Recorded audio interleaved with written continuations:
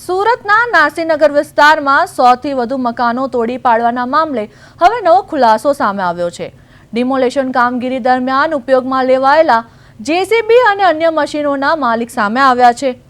માહિતી મુજબ શ્રીરામ એજન્સીના માલિક તેજુ રાજપૂતે ડિમોલેશન માટે મશીનો મંગાવ્યા હતા। શ્રીરામ એજન્સી સુરત મહાનગરપાલિકા માટે કામ કરતી હોવાની માહિતી પણ સામે આવી છે।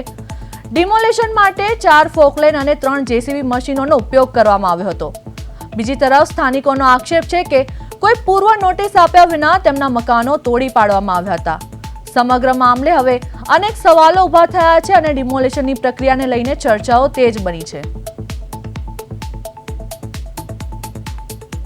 कहीं नहीं त्या मैंने फोन आयो कि भाई मैंने मशीन भाड़ेथी जोईए छे। तो मैं कीधुं कहीं नहीं मळी जशे।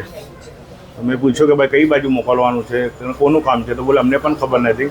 तमे नासीनगर में बोले नासीनगर नाम नहीं बोल्यो, पेलो जिल्लानी ब्रिज पासे मूकी दो, त्याथी अमे कलेक्ट करी लेशुं।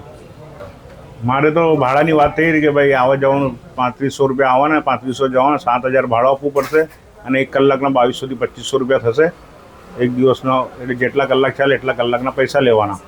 श्रीराम एजन्सीना मालिक है तेजुभाई करीने, तेजुभाई राजपूते एनो फोन आव्यो, ए बोलावेलुं ने मैं मशीन एमना केना पर तेजुभाई राजपूत एसएमसी लेबर कॉन्ट्राक्टर है, एमनो लाइसेंस है ने एसएमसीनो ज काम करे छे। जर्जरी मकान तूटी जाए छे, कई पण लेबरनी जरूर पड़े तो एसएमसी ने लेबर